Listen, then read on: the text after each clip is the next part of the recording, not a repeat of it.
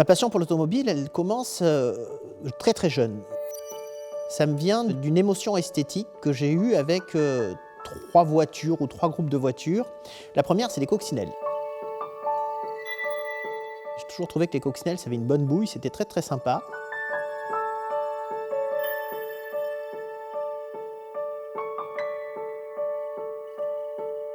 La deuxième émotion automobile, c'est la 911.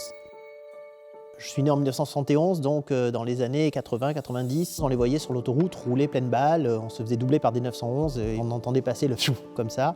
Donc le rêve de la 911, mais aussi cet esthétisme, cette flèche, cette arrière pointue que l'on voyait passer comme ça, et cette logique vraiment esthétique que je retrouvais un petit peu dans la coccinelle et dans la 911. Et enfin, une vraie passion pour les voitures anciennes.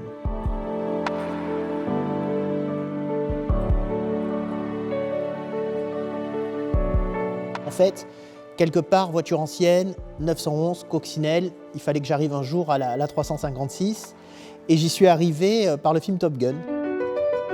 C'est rigolo. Je vais voir Top Gun au cinéma, j'ai, je sais pas, 15 ans et je vois Kelly McGillis dans ce speedster et là je me dis qu'est-ce que c'est ? Je suis sorti du cinéma, je suis allé acheter un livre sur les Porsche anciennes, il est encore là dans ma bibliothèque et j'ai commencé à comprendre la coccinelle, la 356, la 911, etc.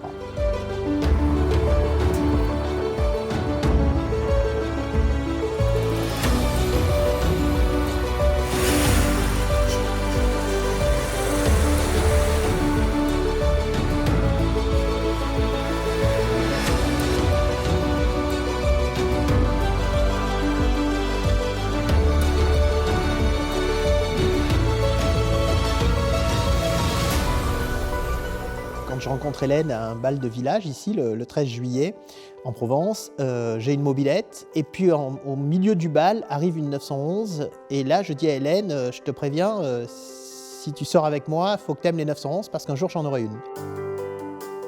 On achète à 2 pas de la maison de chez mes parents une coccinelle de 1972, un 1302. J'ai 16 ans, je démonte la voiture, je démonte le moteur et puis démontant la voiture, trouvant une nouvelle aile pour l'aile que j'avais froissée, je suis obligé de repeindre la voiture et donc là je vais vers quelque chose de plus esthétique et globalement cette voiture que j'avais achetée 2000 francs, qui m'était revenue peut-être 2500 francs avec les pièces détachées et la peinture et beaucoup de temps, la voiture je la revends 20 000 francs.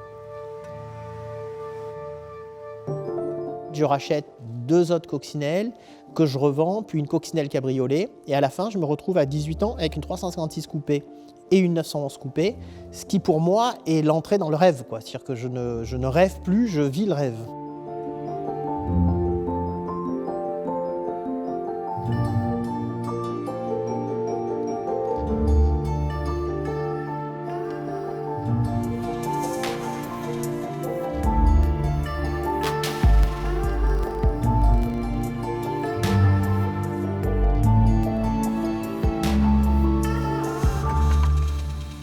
Avec le Speedster 356, il y a des millions d'anecdotes parce que je l'ai eu quand j'avais 19 ans. Et quelque part, cette voiture et ma vie se sont construites en même temps, autant qu'avec Hélène, je dirais, parce qu'on a vraiment beaucoup fait de choses ensemble.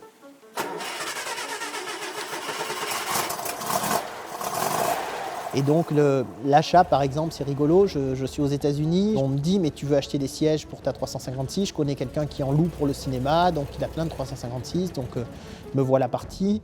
Et puis j'arrive là-bas, il y avait bien les sièges à vendre, mais le propriétaire avait la voiture complète, puisqu'il avait plusieurs voitures et il se servait des pièces d'une à l'autre. Et donc je lui fais une proposition, pas pour acheter les sièges, mais pour acheter toute la voiture à un prix défiant les lois du bon sens. Mais quelque part, on parle d'un tas de pièces détachées, on ne parle pas d'une voiture. Et le voilà qui me donne les pièces détachées de la voiture, mais dans l'état. Donc j'achète ça, je fais monter pêle-mêle les pièces comme je peux dans la voiture, j'importe cette voiture, je vais la chercher au Havre, et puis me voilà parti avec ma voiture et je vais chercher Hélène à l'école avec. Et là, je suis le plus fier des garçons parce que quelque part, j'ai une voiture qui me correspond vraiment et qui m'a toujours correspondu.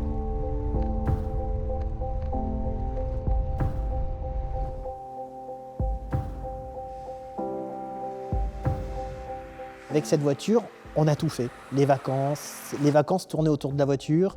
Et puis quand ma fille est née, donc ma fille a 22 ans aujourd'hui, Inès, donc il y a 22 ans, quand elle est née, moi je veux continuer à partir en vacances avec mon Spister. On achète un hardtop.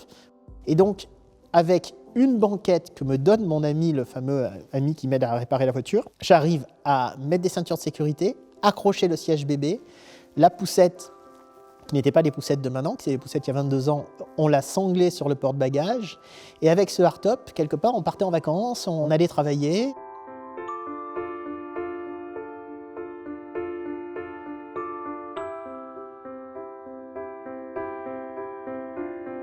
Et de mon fils, j'ai fait encore mieux. Je suis allé le chercher à la maternité avec le Spister. Pour moi, c'était symbolique, c'était important. Et donc, quelque part, ces voitures, je pense qu'elles vont rester dans la famille parce qu'elles font partie de la famille.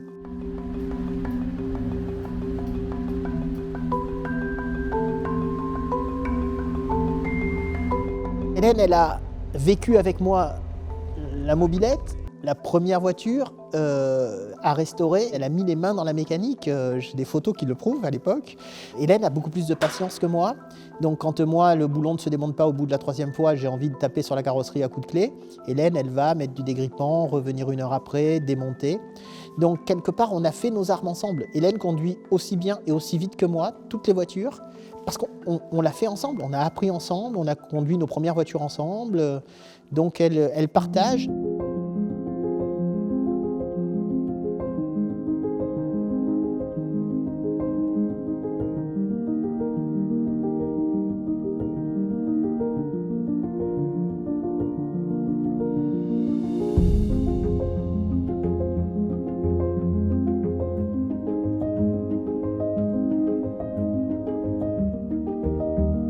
Quand on collectionne les lustres, en fait, on n'utilise que le plafond. Donc le sol est libre. Et quand on collectionne les voitures, c'est l'inverse. Donc c'était normal qu'à un moment, je mélange les deux. Et je l'ai fait comme un cadeau au public, en fait. Cette pièce-là, la lustrerie, elle est fermée au public. Il y a toutes mes affaires, mes livres, mes outils. Et j'ai envie d'emmener moi-même les gens ici. Par contre, le musée de la lustrerie est ouvert au public pour que les gens viennent voir les lustres. Et très régulièrement, je mets des voitures d'ici dans le musée pour raconter une histoire.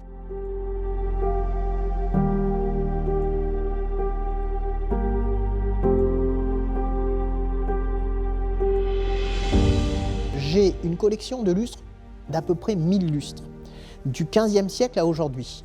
Le point commun de tous ces lustres, c'est qu'ils sont tous modernes, très modernes. Ils sont tous contemporains, j'oserais dire. Ça veut dire qu'à leur époque, si vous regardiez ce qui a été dessiné avant, ce lustre-là, c'est une création, c'est un parti pris, c'est une prise de risque. Et quelque part, c'est ça que j'aime dans ces voitures, c'est ça que j'aime dans les luminaires, et c'est ça que j'achète, parce que quand j'achète un objet, je suis en communion avec celui qui l'a créé, parce que de temps en temps, celui qui crée l'objet, c'est moi.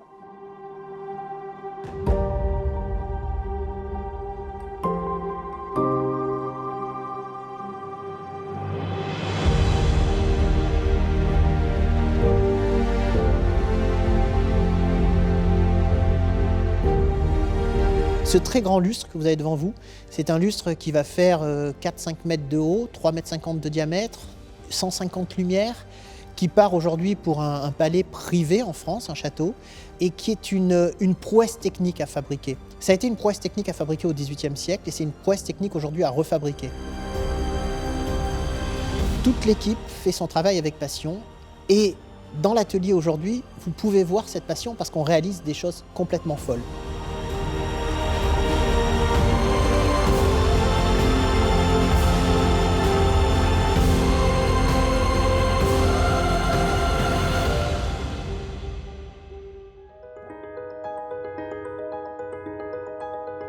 On a parlé de partage tout à l'heure. Ça veut dire que ce n'est pas le propriétaire qui doit avoir l'émotion, c'est celui qui va être devant le lustre ou devant l'auto. Et ça me vient de mon père. C'est-à-dire que ce n'est pas une émotion égoïste d'artiste, j'ai fait, j'ai aimé, bye bye. C'est une émotion dans le partage. Ça veut dire que j'ai créé cette émotion, je l'ai vécue, je veux que le propriétaire la crée en la faisant passer à quelqu'un d'autre.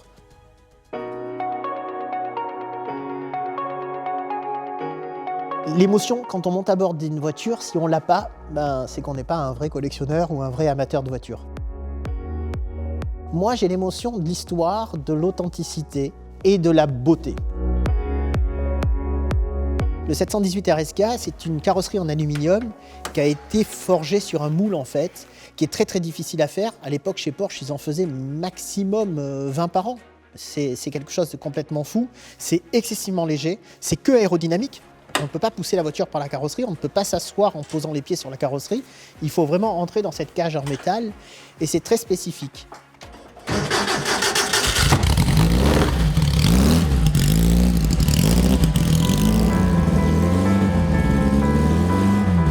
Quand je monte dans le 718 RSK, je ressens une grande responsabilité. D'abord par la valeur financière, parce qu'il ne faut pas se le cacher, et deuxièmement par la valeur historique de la voiture. Donc je dois faire très très attention à conserver tout ça, et c'est pas si simple que ça en a l'air.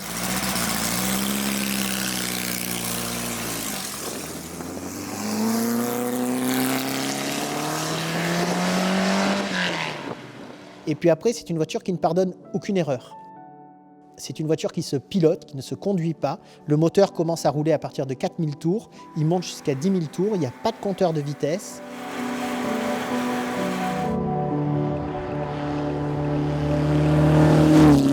C'est une voiture de course. Donc à chaque fois que je m'en sers, j'ai le stress de faire quelque chose qui est en dehors de mes compétences, il faut être honnête, et quelque part l'adrénaline de faire quelque chose de complètement fou. Et c'est ce mélange subtil qui fait qu'à chaque moment, c'est un grand moment de plaisir et de bonheur.